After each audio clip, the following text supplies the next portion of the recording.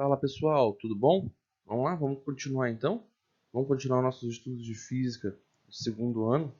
A gente estava falando de máquinas térmicas, né, das aplicações da termodinâmica. Hoje nós vamos continuar essas aplicações com dois assuntos muito importantes: os refrigeradores e o ciclo de Carnot. Então vamos lá. Gente, os refrigeradores eles fazem um ciclo inverso ao das máquinas térmicas, em que eu tenho uma fonte fria e que essa fonte fria, o calor frio, ou seja, há uma perda de calor aqui, ele resfria o, o meu gás. Isso vai para um compressor. O trabalho é realizado sobre o meu gás. Tá vendo que é tudo ao contrário do que a máquina térmica fazia. Aqui eu tenho um dissipador de calor, então eu perco calor aqui, né?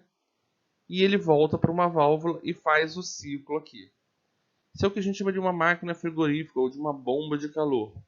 Isso é o princípio de funcionamento dos nossos refrigeradores e outros equipamentos que transformam um ambiente numa fonte mais fria através da troca de calor com um ambiente mais quente.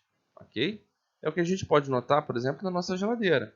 Se a gente for atrás da geladeira e botar a mão, geralmente ela tem aquela grade, e aquela grade é um dissipador de calor, porque ali é onde a gente tem esse calor fluindo para o ambiente, deixando o meu interior da geladeira mais frio. Ok, gente? Pensando em eficiência, não muda muita coisa em relação àquilo que a gente pensou para a máquina térmica, não. Só que agora, o que conta para mim é o meu calor frio. Então, a minha eficiência vai ser dada em cima do calor frio sobre o trabalho realizado no meu sistema. A gente já viu que em máquina térmica, e isso aqui continua valendo para cá, trabalho é o calor quente menos o calor frio. Logo, se eu troco o calor quente, ou melhor, se eu troco o trabalho na minha expressão lá de cima, eu vou ficar aqui eficiência é o calor frio sobre calor quente menos calor frio. Então eu consigo achar a eficiência da minha máquina fazendo uma relação entre esses dois calores aí, o frio e o quente. E a gente vai falar também do ciclo de Carnot. O que é o ciclo de Carnot, gente? Carnot foi um físico, um engenheiro que estudou essas máquinas térmicas. E ele conseguiu chegar e o que ele bota no teorema dele, quando que essa máquina tem máximo rendimento. Então, toda vez que eu tenho um fluido de trabalho ideal, que é um gás ideal, operando em ciclos, segundo Carnot, as duas transformações devem ser isotérmicas, alternadas com duas transformações adiabáticas, em processos reversíveis, de modo que o ciclo seja reversível. Teorema de Carnot e o ciclo, que a gente chama de ciclo de Carnot, vão trazer para a gente as máquinas térmicas ideais, ou seja, aquelas que chegam ao máximo rendimento. Não existe uma máquina térmica que tenha um rendimento melhor do que a máquina chamada de máquina de Carnot. Ó, o ciclo de Carnot é esse aqui. Se a gente pode ver, olha, eu tenho as duas isotérmicas, vamos marcar elas aqui, ó. Elas têm aqui a isotérmica de temperatura quente e a isotérmica de temperatura fria. Ó, vamos começar no ponto A. Ele recebe calor numa isoterma e vai até o ponto B, com calor quente entrando.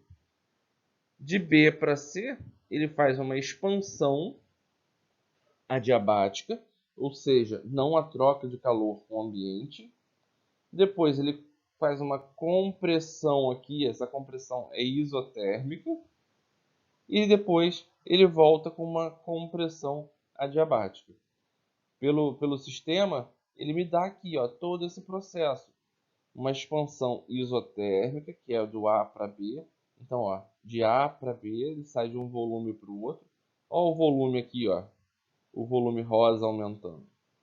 Depois, ele faz uma expansão adiabática, sem troca de calor. Ó, a marcação aqui, ó, e o volume verde claro aumentando. Depois ele comprime de forma isotérmica, o volume verde aqui. Lembrando que o verde é porque ele já está frio. E depois ele faz uma compressão adiabática, aquecendo e ficando rosa aqui novamente.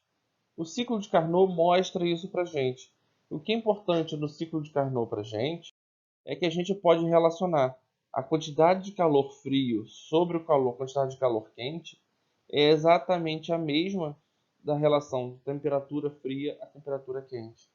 Lembrando que essas temperaturas devem ser trabalhadas em Kelvin, senão essa relação não funciona.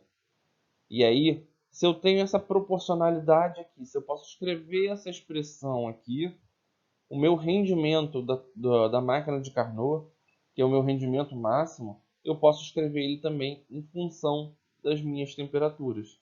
Então agora eu não preciso saber mais a quantidade de calor. Basta eu saber a temperatura da fonte quente e saber a temperatura do sorvedouro frio. Com isso eu consigo chegar ao meu rendimento da máquina de Carnot, ou o meu rendimento máximo de uma máquina térmica.